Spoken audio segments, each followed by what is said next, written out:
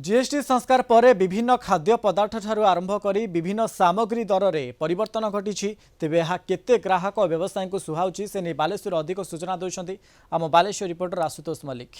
GST संस्कार पर आज विभिन्न खाद्य पदार्थ और द्रव्य उपरे तार रेट रो परिवर्तन देखा मिली। पूर्व कौन थी जीएसटी रेट एवं आज रेट रे कौन परिवर्तन होती से नहीं आम स्थिति परीक्षा अच्छी बालेश्वर एक शॉपिंग मॉल रे आप देखिपे शॉपिंग मॉल रे मध्य विभिन्न लोक मैंने अच्छा जो आसी आज शॉपिंग करने पूर्व कौन रेट थिला वर्तमान कौन रेट रही से नहीं सहित आलोचना करबा एवं जे कि शॉपिंग मॉल जी मालिक अच्छा जी अच्छा मैनेजर अच्छा सहित आलोचना करबा।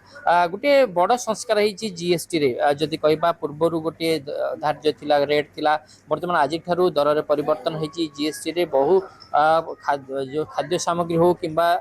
गाड़ी मोटर हो विभिन्न जो रही रेट रो कम कम तार जीएसटी लगे देखा मिली। आपणकर मॉल रे वर्तमान कौन देखुं केते परिवर्तन आप देखुं या द्वारा आपन को केते सुविधा होची ग्राहक मान को कौन सुविधा होची? ग्राहक मानकर तो सुविधा हम कहीं आपंकर नमकीन आइटम रे 12% था से 5% होगा।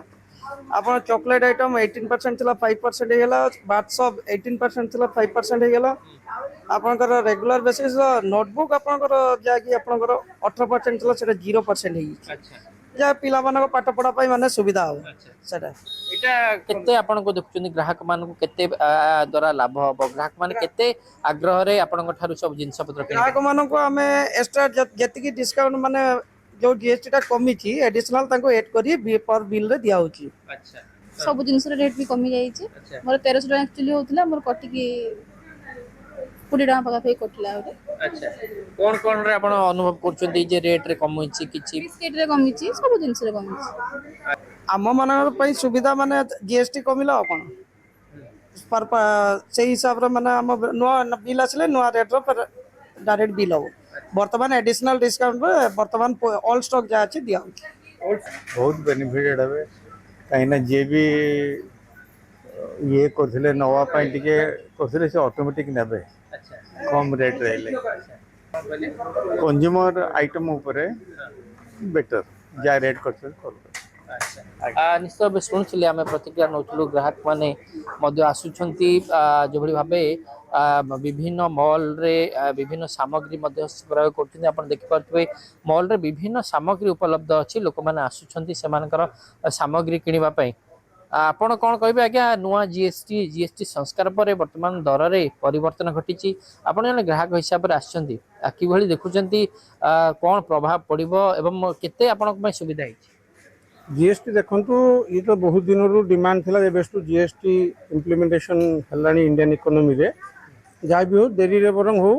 एबे सेटा को केंद्र सरकार पुणी को नियम परिवर्तन करी संशोधन करी आनिचंती तार एक्चुअली कौन प्रभावटा रहिबो एबे शॉर्ट नोटिस रे कहवा संभव नुहे एटा टाइम लेबो किछि दिन समय लागिबो 2 मास 4 मास 6 मास तेले या माने हमर अर्थनीति ऊपर बा हमर ग्राहकों ऊपर बा खाउटिंग ऊपर कोन प्रभाव आसीबो समय सापेक्ष पुराना रेट रे जो स्टॉक रही स्टॉक रेट अनुसार से माने जो काउंटर जो रही शॉपिंग मॉल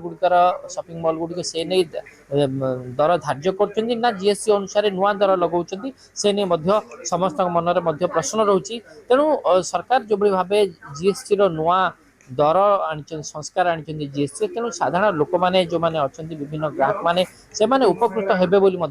प्रतिक्रिया रखिथिले। बालेश्वर आशुतोष मल्लिक, कलिंग टीवी।